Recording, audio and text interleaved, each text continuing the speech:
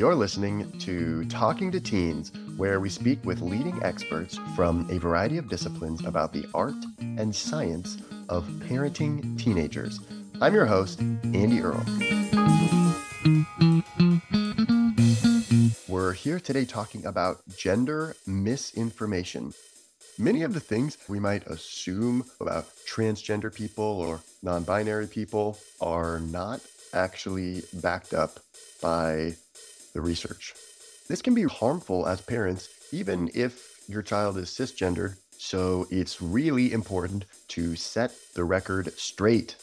Today's guests are here to do just that. We have Diane Ehrensaft returning to the show, author of numerous books on the subject, and the co-founder and director of mental health at the Child and Adolescent Gender Center at the University of California, San Francisco. She is joined by Michelle Jurkiewicz, a clinical psychologist and gender specialist in Berkeley, California. The two are co-authors of the new book, Gender Explained. Michelle and Diane, thank you so much for coming on the show today. Thanks for having us. So talk to me a little about the origins of this book, Gender Explained. Diana already has written a number of books on gender. What did you feel was missing? Why was there a new book needed? How did this partnership come into being? Michelle, do you want to take the lead on that one? Diane, myself, and several other colleagues co-founded a group, Mind the Gap. We meet once a month to talk about gender-affirming care for children and teenagers. A lot of our meetings were centered around what was happening in the media and the misinformation about gender-affirming care and what families and parents were bringing us. And I went to Diane after one of these meetings and I said, Diane, somebody needs to write a book to correct some of this misinformation and help calm the anxiety. And then Diane suggested that perhaps I was going to write a book. And then I don't know if you want to fill this in, Diane shared with me at the time was that the publisher of your previous book had already reached out to you about writing a very similar book. And so through speaking with each other, we decided, let's do it together. And I will say, Andy, that when they reached out to me, I had already reached out to them about another gender book I had in mind. They said, you know what? That's a great book, but we got a better book for you. We think this book, now you see it in Gender Explained, is much more needed right now. I never like to be bossed around. So I said, let me think about it, because it wasn't the one I proposed to you. It was serendipity.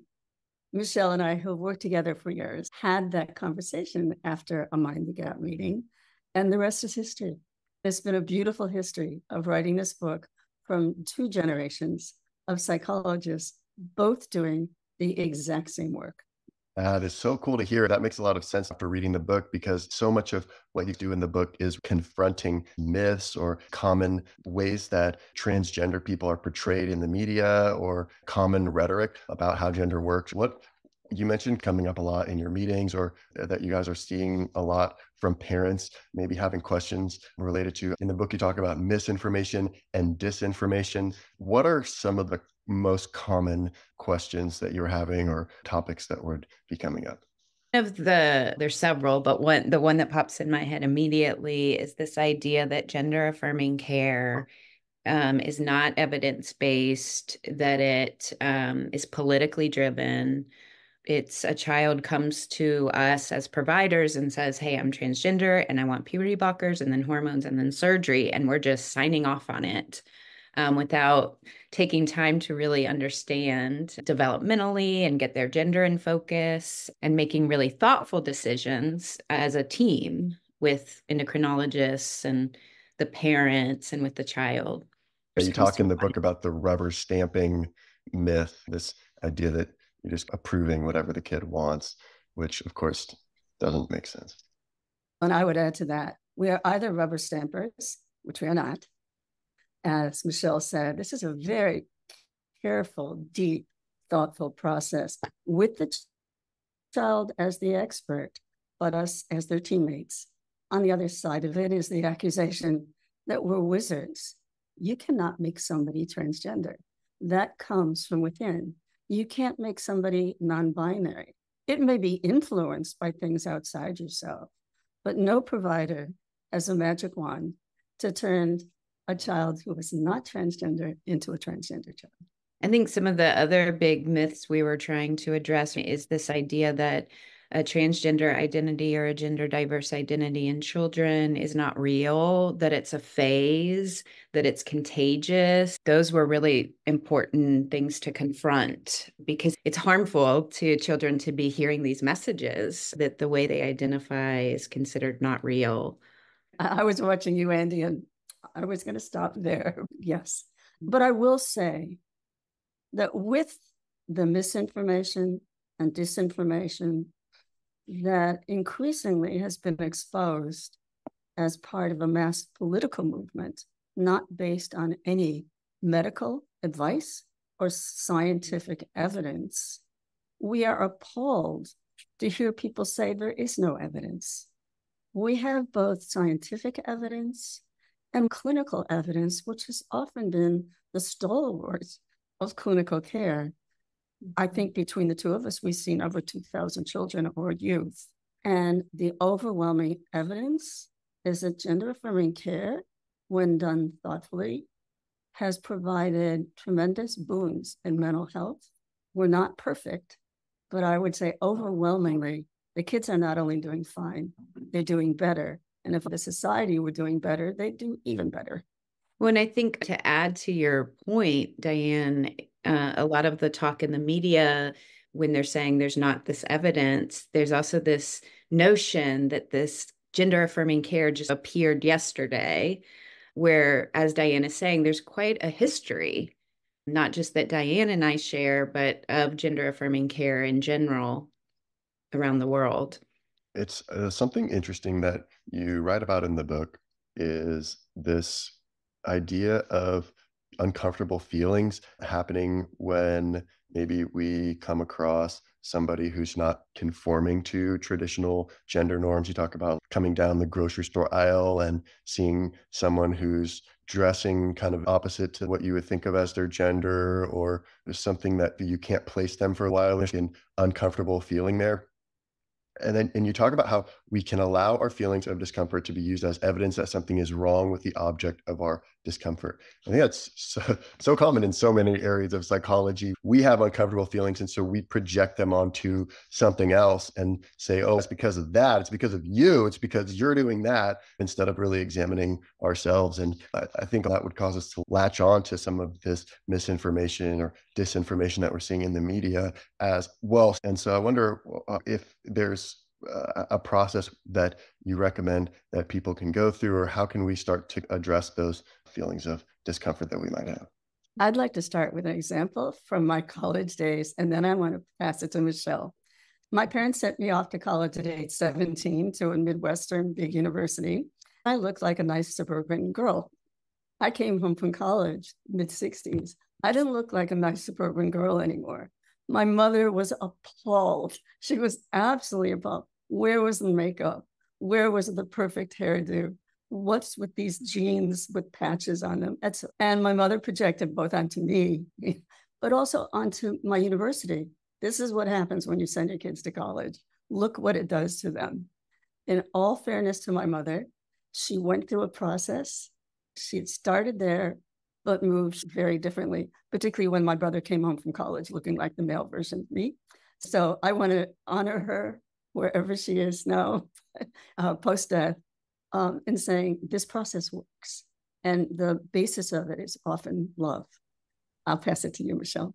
In the example that you're bringing up that was in our book, we were talking about the fast thinking and the slow thinking. Fast thinking being our gut reactions. It's just what our brain immediately does. It's helped us to survive over the millennia. One of the things our brain does is it categorizes. It categorizes people, it categorizes things, but we have to slow down in these moments and reflect on our feelings and remember that when we feel something, it's not a fact, it's an experience, an internal experience that can give us information. And that if we can slow down and reflect on what we're feeling and what's going on in that moment, we might be able to correct some of that immediate biased or like feeling of discomfort or disgust by taking the time to reflect on ourselves. And I think that's a lot of what we're trying to do in this book, encourage people to slow down and to think and reflect and to have compassion for other people. These are other humans that are expressing themselves, and to be able to express their gender, whichever ways are comfortable to them. And it's in the book when we talk about gender ghosts and gender angels, that we all have internalized some of those quick thinking, reactive responses. If any one of us says, oh, we've never had them, stop and take a look, then bring them to the light of day and match them against what we call the gender angels, which is this new gender literacy, that gender doesn't come in just two boxes, and that it's actually creative and expansive to give every person the opportunity to paint their own gender canvas. And I know that some people think that's travesty, if not blasphemy, of what I just said. I just wanted to tell you a story from one of the youngest people we might be seeing, and this was a 4-year-old. This was a 4-year-old who knew at age 3 that somebody made a mistake. They were not a boy, they were a girl. And they socially transitioned. They got picked up from daycare by their mom in a small rural community where there was only one choice of daycare centers run by a church. And this little person, age 4, said, Mommy, we learned in school today that God created all children in his image. So God's transgender. I love that. I think what we're talking about here is so important. You talk about the angels and the ghosts, and also about microaggressions a little bit. And I think that becoming more aware of our own reactions and our own internalized ideas about gender are so important, because we're subtly sending messages to our kids all the time without even realizing it. They see the ways we're reacting to messages coming at us throughout our day, and that's communicating to them what's okay with us, or what they can talk to us about, or how we're going to react when they come to us with something. And the more we can recognize those things in ourselves and work on them or become more comfortable with them. We talked on the previous episode about gender dysphoria. You talk in this book about social gender dysphoria. What is the difference? I made it up. It's a completely made up diagnosis. Busted. I confess. It was in response to reading all this data about children's gender dysphoria and knowing at the same time that the evidence is overwhelmingly in the direction of, if children get social support, their dysphoria goes down. It doesn't necessarily disappear, but it goes down. And when they don't get that kind of support, this dysphoria either stays the same or rises. I thought, oh, that makes it simple. People have these internal biases that then turn into legislative actions in many states in this country right now. Let's treat as our patient social gender dysphoria. Let's get out of our offices and do the best we can to help remedy that, make the environment a safer place for people of all genders, all sexualities. And it really is part of equality. And we're way far away from that. When we started the gender affirmative model many years ago, at first we thought we were a rocket ship puttering. We'll never get off the ground. Then it looked like we were soaring. Now it looks like there's all kinds of arrows trying to knock us down, but we're going to stay up there. It was so important to include the social gender dysphoria. I love this term that Diane created. Earlier on, a lot of times with kids, they were very clear that they wanted a different body, or at least that's what they were talking about. And that's not necessarily what we're seeing a lot of the time. We're seeing more young people who are not necessarily disliking their body or wanting it to be different until they're receiving messages from their communities that in order to be legitimate, they have to make these changes in their body. I think historically, we've always located gender dysphoria as discomfort with one's body internally, rather than as a result of the external reactions. It doesn't just happen internally. It's because of all the constant Yeah. feedback you're getting from everyone around you that you're not fitting into one of the boxes. Exactly. I think until we can break down, which is now a social equation, not a scientific equation, that penis equals boy, vagina equals girl, and change it to the majority of penises will identify as boys, but some are girls. The majority of people who have vaginas will identify as girls, but some are boys. Begin there. And some are neither. I was going to say whole spectrum. Absolutely neither. And some are everything. The gender smoothies. You talk in the book about Barbie, and you make a point that Barbie is, although it's really fits into kind of female stereotypes, in a lot of ways, it was actually early evidence of the gender affirmative model in action. What do you mean by that?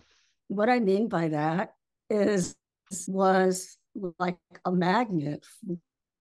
Many boys who were working out either their gender or later their sexuality to be Barbie fans. And when they had them, it was not so much that they wanted to hook up with them, but they wanted to check out their style and everything about them to see what might work for them. They were finding a mirror in the same Barbie dolls that feminist mothers like myself didn't want our daughters to find as mirrors.